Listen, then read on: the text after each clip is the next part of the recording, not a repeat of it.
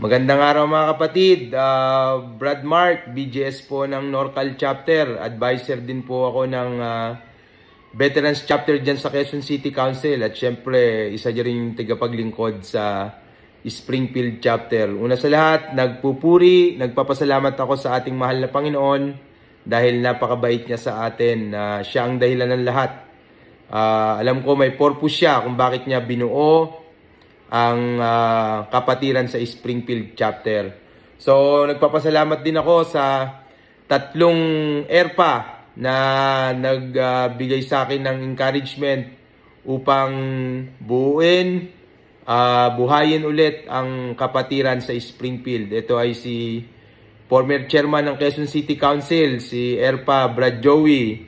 Ganun din si Paring Bunso at ngayon ay kasalukuyang chairman ng Quezon City Council. Ganun din si ERPA Amal. Ito yung tatlong ERPA na palagi kong kausap at nagbibigay sa akin ng encouragement na buuin ang kapatiran dyan sa Springfield. So, thank you sa inyong tatlo.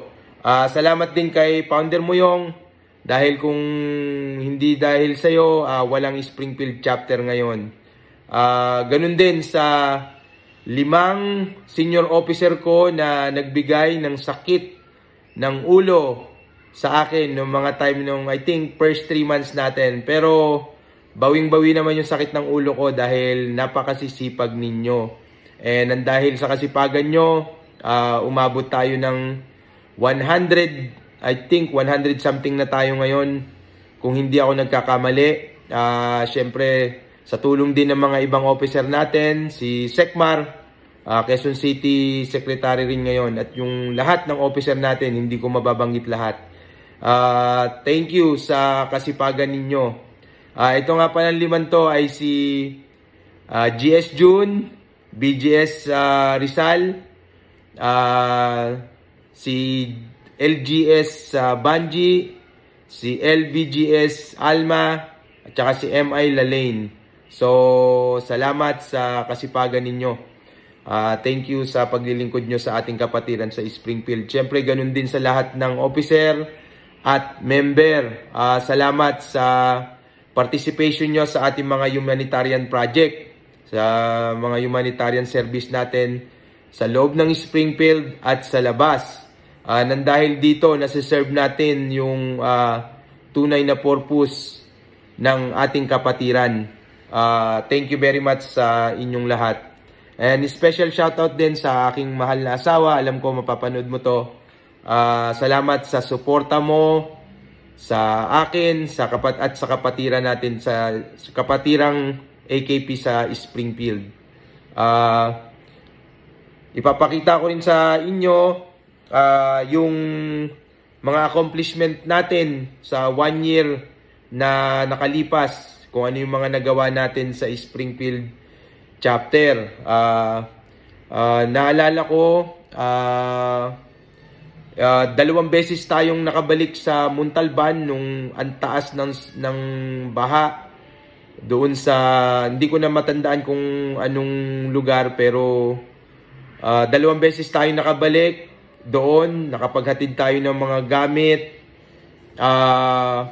Nakapaghatid tayo ng bigas, nakapag-feeding program tayo ng lugaw, ilan jeep tayo, 2 balik tayo ng jeep, and also ganun din sa Silangan nung nagkabaha. Bilib ako sa inyo dahil isang sabi ko lang sa inyo na kailangan natin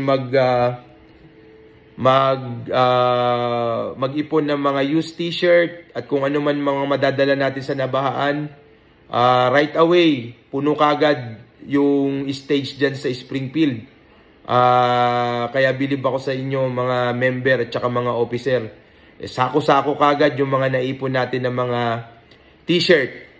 So salamat sa inyo. Ganun din, mabilis din tayo nakapag-response sa kung hindi ako nagkakamali, may sunog sa Riverside.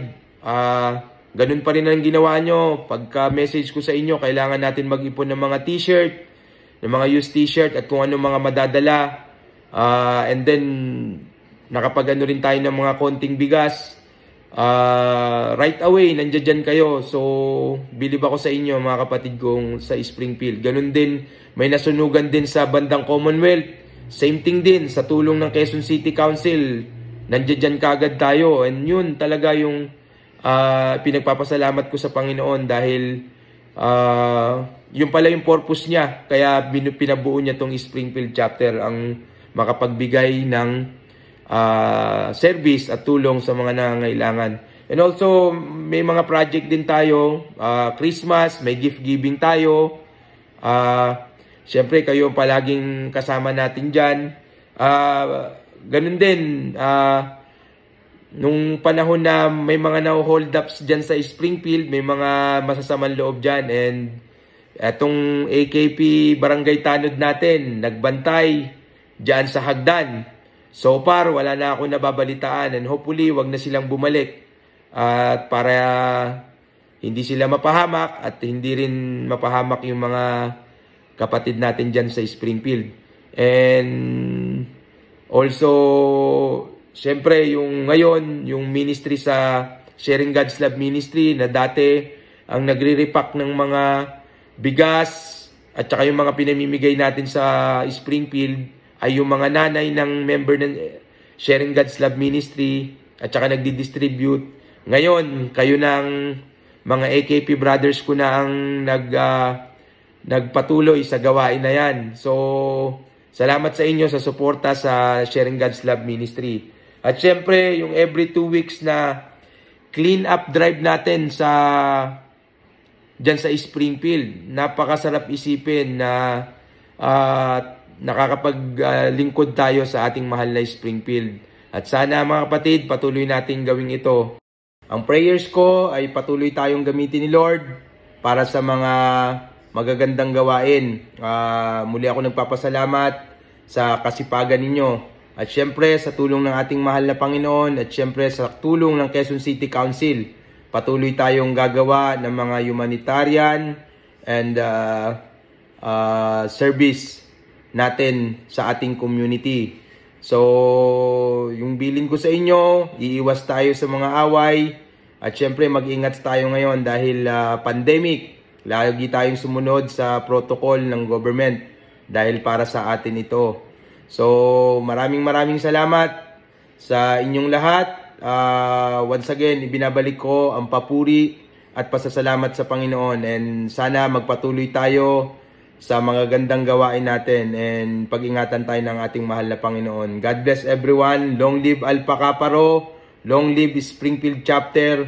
Long live Quezon City Council. God bless.